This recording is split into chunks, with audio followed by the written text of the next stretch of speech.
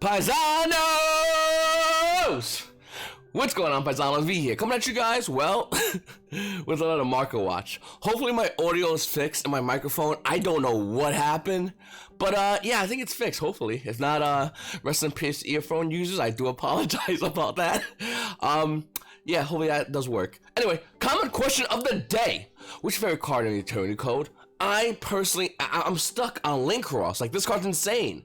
Then again, I'm juggling it between that card and Accesscode Talker, a card in which price point has now currently stabilized. Look at it. Accesscode Talker in the market price is $67. Current price point, $67. Here's the question though, is Accesscode Talker going to go up in value? Do you think, even though Konami made and evenly distributed, basically a communism version of Eternity Code, where everything's evenly as far as secret rares, right? No short prints? Is it going to be easier to see this card in packs? Or is the value going to be going up now the fact that it's stabilized? Whenever a card's stabilized, it's in a very unique position. Because, I mean, you only got 3 spots. You stay the same, you do go down, or you go up. Duh. But here's the question. With a card like Accesscode Talker, do Yu-Gi-Oh players want to play competitive Yu-Gi-Oh realize you need this card? Now, the question is always, how many do you need? Is it like Boros Sword and Appaloosa where you need 1? Or if you're running Pot of Extravagance, when it comes getting reprinted, you might need multiple copies. One thing we do know, this card is going to be needed by every Yu-Gi-Oh player who gets ready to go back and play physical Yu-Gi-Oh. And with that information, how easy is it for this card to be hit $100? What do you think? Let me know in the comments down below. It's a good day to be V. You see, I got finally, after I don't know how long, my Ultimate Rare Power Duality. Did a live stream about this one day, and the live stream was like $50, and I'm like, the next day, I'm getting Power Duality, and I cannot wait. And then it got bought out that night to like $200. Well, your boy V finally got 2 Power Dualities, so I'm really excited about it. It's gonna be going in my Ultra Guys deck list, and I'm really excited to show you that deck list when I get my Pot of Extravagance Collector's Rare. Now, unlike Pot of Duality, Pot of Extravagance is, even the Collector's Rare, is going to be relatively new, and I think relatively easy to pull. If Konami doesn't give it the Starlight treatment, these cards are not going to be nowhere near its current $250 pre-order price. It's not going to be near that, and I'm hoping for this card to go a lot low before I think it will go a lot higher, inevitably. Look at Pot of Extravagance, it's currently $250 right here, and like I said, don't go in and buy the pre-order hype, just wait. Eventually we could go in and talk about when is a good time to buy this card, but $250, I don't think it's the right number. We also have another card like Personal Spoofing, in case you are looking to play older guys. Coming out as a Super Rare and OTS Tournament Pack 9, Personal Spoofing is holding roughly around a $7 market price, almost 8 with shipping. I mean, it's still less than its $850 market price, $850 market price, but still, like, you know, that's a lot of money for Personal Spoofing. I think a lot of people got really excited when Ultra Guys came off the bans for 3, well, the Ultra Guys gang did, and they ran off and bought cards like Prismatic Ultra Guys Multi-Faker. That hype has quickly died back down. It's roughly around $3 again. Personal Spoofing was always the choice, and I think that if you, we always look at this analytically, it always goes by the rarity horror model. What's hardest for you to get for Ultra Guys? That's Ultra Guys as a core. What card is hard for you to get as a core? And the answer will always be something like Personal Spoofing, 100%. I mean, one could always make the argument about Konkuri, not the Super Rare Konkuri, no, of course not, but maybe the Starfoil Konkuri, and you know, could that be the harder ones to get? I don't know. It's in a weird situation where I like the Super Rare Konkuri, but Starfoil Konkuri looks really nice, and it's relatively cheap. I also own 2 of these, beautiful looking card. Up next, guys, which Gizmic is your favorite one? Gizmic Orochi, Gizmic Kaku, Gizmic Uka, Gizmic Yada. Which one do you like? I personally like Gizmic Uka, the festive fox of fecundity. I don't know why they did that, but I love it so much. It's an anagram, I think it is. There's a wording for that. Anyway, Supreme Shining Sky Stag is 4, Serpentine Sky Slash is 3 Fs.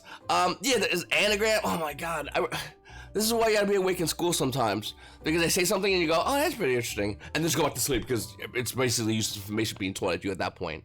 But which was your favorite one? Personally speaking, like I said, I like Gizmic Uka. Meta-wise, I think Gizmic Orochi is still the best one. Like, this is what I like. This is what it is. Up next, guys, the Law of Normal is slowly starting to be bought out. When I mean slowly, I mean it's been bought out. The Dark Relation 2 version copy of the card It's currently roughly around $3 for a common. Now, if you want to look at the other version of the card, that's going to be not only Dark Relationship, but Ancient Sanctuary. Yeah, it is right there. There are some copies still left with 31-cent market price. The card's roughly around 18 to like $3. 18 cents with $3 shipping, or 23 cents with $3 shipping. Anyway, this card's going up in value. That's because it all gets played in a combo with the new stuff coming out, the new cards coming out. The Warrior type deck, I found the name of it already, but it's a little cheesy, goofy combo. The question is it consistent? And that's always going to be the question. Is it consistent? Can it be done a majority of the times? Because if you can do it 50% of the times, great. Enjoy your 4 matches and then maybe a tie at a regionals. That does nothing for you. You need to do this as much as possible, as fast as possible. And that is the question. And currently we don't know the answer to that question, but we do know this is getting bought up because of it. So a lot of you players are talking about Psi-Framegear Driver, the collector's rare, and how the fact that is not a real thing. It's supposed to be Psi-Framegear Gamma. Obviously, the prices are $150, by the way, in case you wanted to know. Yeah, it's not Driver. This is Driver. Like, Konami's gonna make a collector's rare of a vanilla monster used instead of making Gamma, the one that everyone really wants to use, the one that has actual realistic value. No, yeah, Psi-Framegear Driver is not that card, but I will say it would have been hilarious if they made Psi-Framegear Gamma collector's rare. I just think it would have been great. Think about it. It's like, here's the gammas you need, okay? These are like ultra rares, super rares. All right, cool. And then here's your collector's rare Driver. The flex is so next level. I'm jealous already thinking about it. But look at Psi-Framegear Driver once again. It got ultra rare and high speed. It has an ultra rare version. It originally came out in high speed rise as a rare. And you can see it over here. And it's also rare in Toon Chaos. So yeah, there it is right there. Okay, so we're starting to see listings of Abyss Dweller Ultimate Rare from OTS Pack 13 coming out on eBay. Man, so what do we think about this? Well, first of all, no. No one's dropping $130 for Ultimate Rare Abyss Dweller. I'm sorry. Like, the only deck that can kind of play this consistently would, I guess, be Emancipators. I could be wrong. Maybe there's another deck out there that can do it. Heroes have a chance of doing it as well. But like consistently, I'm talking. And you know what? It's a beautiful card. I'm glad it's finally out. But nobody's paying this crazy high amount. And the reason why it's so high, by the way, is because everybody is excited and wants to get their hands on this card. I want one. You want one. We all need one. Unfortunately, OTS 13 is only available to the stores that will be open. Stores are starting to get OTS 13 in. Some stores already have it in. And if you go to physical Yu-Gi-Oh events, you can get OTS 13. But if you don't, I guess you can't. Well, there is a way you still can do it. If your local stores offer a way to do remote duels, you can do it. Sure, I guess. But yeah, it's that. I think this card falls in that fine line of like, I want to be safe, but like, yeah, I want to go on the Mad Max world that is outside that door to get this card. I want this card. So personally speaking, I will be getting this card. Probably buying it, let's be honest with you. I'll just buy it online, call it a day. When it finally goes back down in value, because the price point isn't stabilized. This is an erratic price point. It's eventually going to stabilize as more Yu-Gi-Oh players go out, and or maybe more stores crack rolling packs and throw them online, whatever. Whatever happens, the price point of OTS Pack 13 Ultimate Dweller will carry down. So don't go in and buy it right now. It's just a waste of time. You know what you don't see anymore, kiddos? Demise of the Land. It's a solo print in Light and Destruction, and a really good card. You can use it in the Pro Play Games tournament in which they have 3 Mystic Mimes, because Mystic Mime! The card's insane. And using a card like Demise of the Land will help you tutor out Mystic Mime, which basically helps you win the game. That's really, really, really, really, really good. Also, your opponent has to respond to this card. They cannot respond to the Mystic Mime hitting the board because that's how the wording works, I believe. Looking at Demise of the Lane currently with a $3.64 market price, if you wanted to buy a common version, it's about $4 with shipping. Same with Lightly Played First Edition. Listen, I think this card's insane, and I think this card's always good in a meta that's a little bit slow than as far as the super fast aggressive metas. I feel like we're entering it, especially with this current ban list, effective yesterday, a meta in which will be a little bit more slower, in which cards like Demise of the Land can be more utilized correctly. Of course, that means that Mystic Mime will be utilized correctly, and that card's trash. Like, hopefully, just Yu-Gi-Oh players as a whole, as a community, go, yeah, we're not playing that. But I don't think it's going to happen. If we're going to be honest and true to ourselves, Mystic Mime probably is going to be used. Though I will say, let's negotiate balance-wise, Konami. You just get rid of Mystic Mime and give us one Colossus. See, I think at least with Colossus, your opponent goes, there's the bad guy. When Mystic Mime, it's like, do I have the answer to that card or else I just lose? With Colossus, you can at least play around a little bit more. It's a little more dynamic. I kind of like that. Then again, I just want Colossus back to 1. I got 3 multi-figure. Konami, come on! Alright, up next, guys. Global. We're at a Starship Blast. With a $44 market price, the value's actually roughly around $41 to $42. Global is going down because Yu-Gi-Oh players are getting rid of it because the banlist crazy hype is over. For now. Remember, the next banlist is in September, and that's like the real banlist. This past banlist was the dead season banlist. Now we're getting the first competitive meta banlist. It's gonna be nuts, and yeah, Global might be a casualty of war as far as a buyout. You'll get kids going out there going, V, it's because of all the stimulus money. Yeah, people are just getting the stimulus check and just throwing in the Yu-Gi-Oh market. That happens all the time. I mean, yeah, it makes perfect sense. No, it doesn't. I think to a point stimulus will affect the market, sure, I guess it will. But if you think stimulus money is going to affect the market to the point where the market is having buyouts like it is on this level, compared to nowhere else in history of this game, you're kind of crazy. No, it's not really true. The Yu-Gi-Oh market is based off hype, and it's based off a manipulation of cards within the market as far as that hype.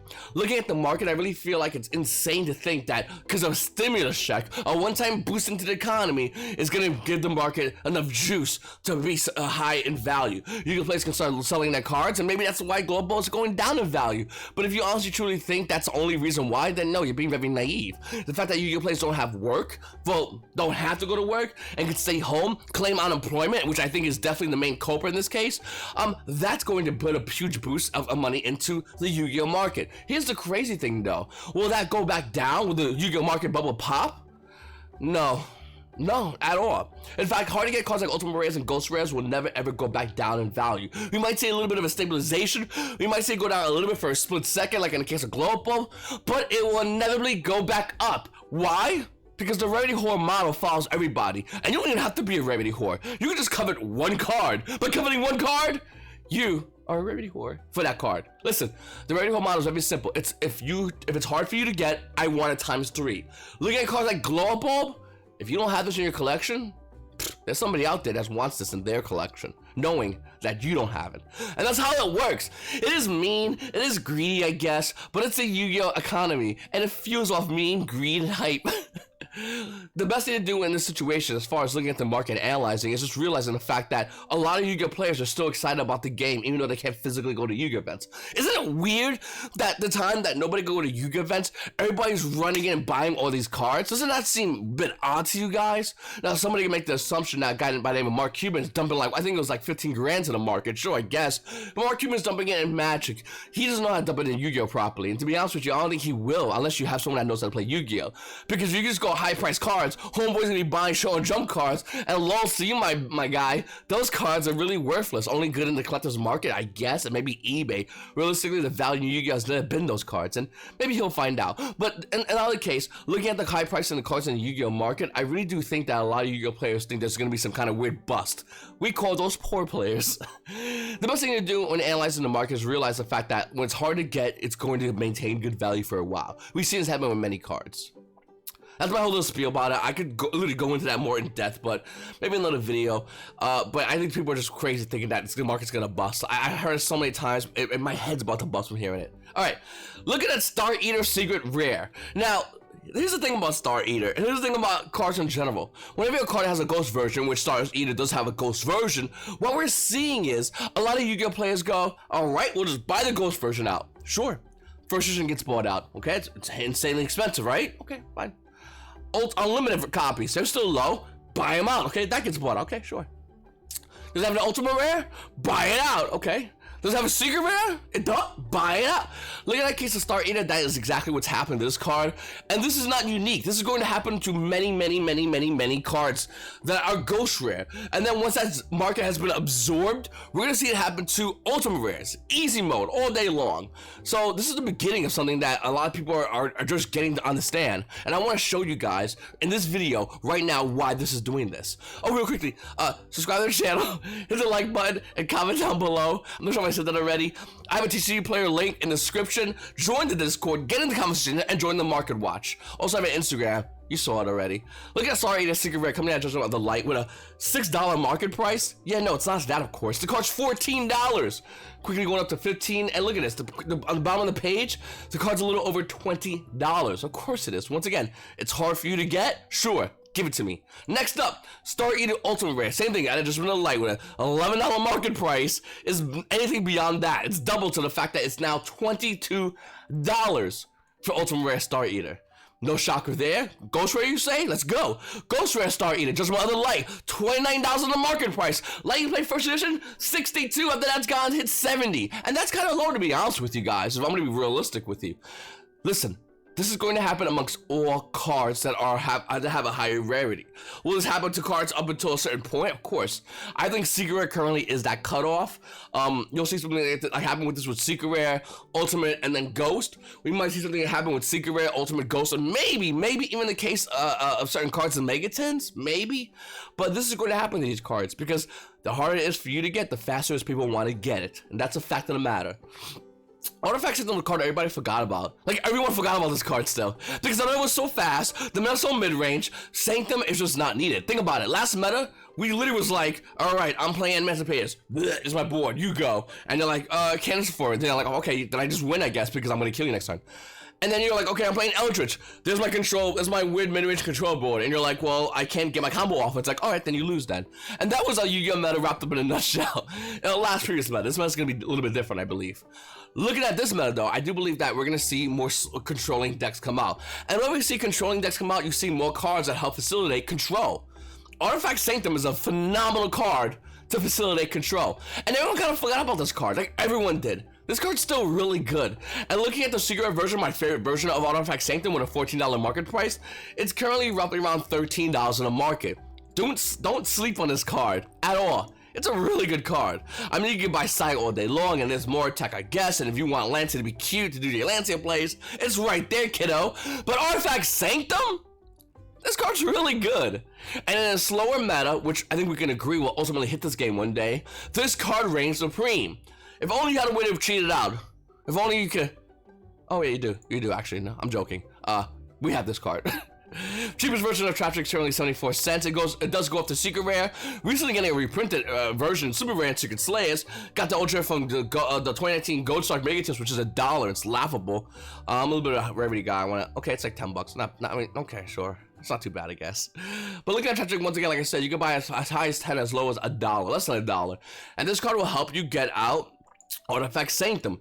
And Artifact Sanctum says, activate. Do you have Ash? No? Alright, here's Artifact Psi. You can read it, but basically you can't play Yu-Gi-Oh! This turn. You can set a card, and then you just lose next turn. This card's insane. Are you kidding me? The fact that this card's not been hitting the ban list is still mind-blowing. The fact that Konami hasn't checked this card out is still mind-blowing. The fact that not only did it not do all of that and release Traptrix at 3, so to go, hey, listen, when it does slow down, here, turbo this bad boy out is actually mind-blowing. And yeah, this card's really good. And the minute the meta slows down, well, the card gets a lot better. Looking at Mathematician, this card's Secret Rare out of Dragons of Legends with a $5 market price is barely hitting $4 with shipping. Currently $3 listed without shipping. Listen, this card's really good, and I think this is another card that's just waiting for an engine to facilitate this card. The value, I think, will still continue to go down, but at one point, we gotta talk about buying Mathematician, because this card's insane. It's Foolish Burial, which is limited, but it's Foolish Burial, that's 40 for low, 4 lowers, we're gonna be specific, for this deck. It's a really good card. What I mean by this deck, the deck it's into abuse that. It was previously abused in Orcus and actually started going up really high in value, and then went down when Orcus didn't do much. I'm not sure if Orcus is going to do much, but I still think this card is still going to make moves in the market in the future, 100%. We also have Majesty's Fiend, a card out of Primal Origin, Secret Rare, with a $3 market price. It's currently roughly around $2.50. You want a first version that's about $4, $5 with shipping.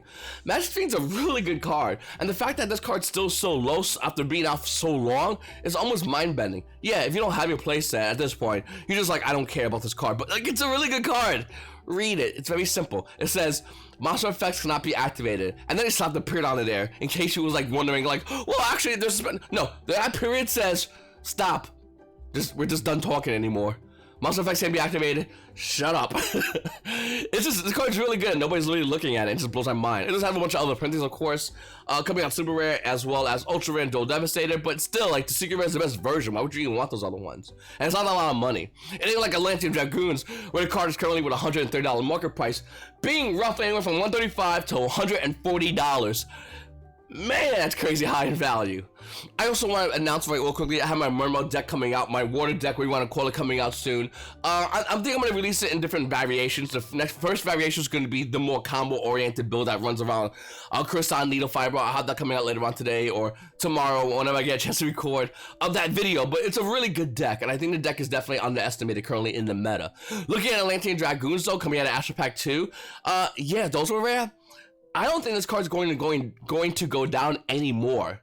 And my reason for that is because last November, when Konami said we are going to have a charity event, they basically dumped any extra remaining packs of the Astro Pack series. I mean, literally cleaned out their shelves. Some stores didn't get Astro Pack 2, some got Astro Pack 3, 4, 5, different variations of Astro Packs.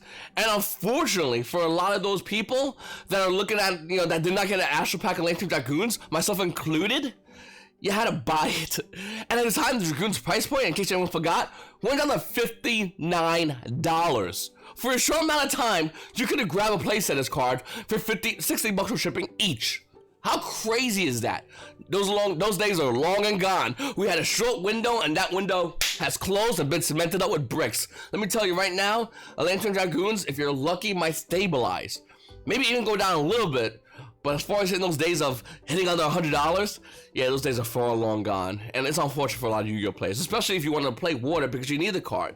You can still get super rare Atlantean Dragoons. Came out a structure deck. It's like $10 though, each. So you can still get it.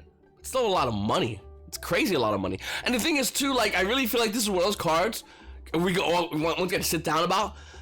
Should get a reprint. If you want to play water, Konami released new war support and eternity code for water, but you still gotta buy $10 Dragoons that came on a structure deck how long ago?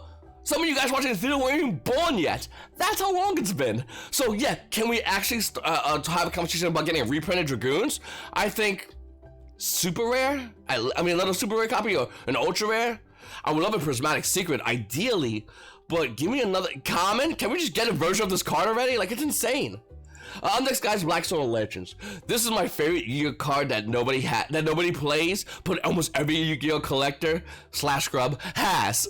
The Black Solar Legends Secret Rare, originally coming out of Clash of Rebellions, is holding a $12 market price, but of course it's not that because Red Ice is going to be everything. Looking at it, current market price is roughly around $39 to $40. Now, let me tell you something. Back when Clash of Rebellions was announced to drop, people were saying all over the place, Red Ice is going to be OP. This card is so good, and Red Ice, come on, of course it's going to be good. It wasn't. Sporadically, throughout the time of that releasing up until now, people are still saying that. Imagine just thinking about, like, man, Cloudians, and just seeing Clouds come out, and people go, yo, Clouds gonna be good one day. And you're like, okay, go lay down. And then, like, throughout time, you just see random Yu-Gi-Oh players after random locals or the random events you go to, and they're all like, yo, you heard about Cloudians? I got my playset. You ready? I'm ready. Cloudian hype. And they just don't do nothing. That's literally how it is with Red Eyes. The difference is, Red Eyes is a TV show deck, meaning collectors want to involved in this market. And that's something a lot of people don't talk about when they talk about Red Eyes being meta. It's like, you know, the reason why your cards have high value is because of the TV show, right? Like, that's literally the reason. Well, recently, maybe Red Eyes might actually see meta play. And I'm not selling it to the hype, I'm just really being realistic. Red Eye's supposed to get a lot of new support, and this might be a real thing. So, good for you, Red Eyes player, for holding out so long. Now go back to telling everybody why you think the deck is so powerful. Anyway, up next, guys, let's talk about Infernoid. So this deck's going back to sleep.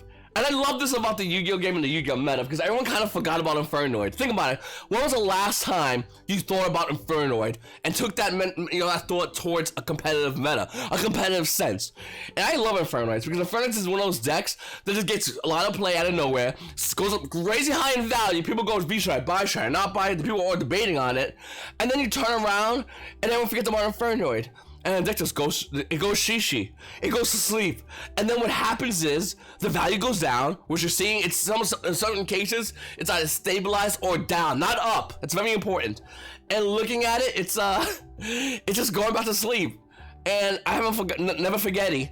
Inferno Spaghetti, because the deck is so good, it just needs a meta, and when it's in that meta, man, it's just slapping people left and right. It's downright upsetting watching Yu-Gi-Oh players play a meta deck and forget about Infernoids and just get absolutely demolished, absolutely dominated by this deck. So my question to you is, do you have Infernoids? If not, maybe we should look at this deck. Maybe we should read these cards.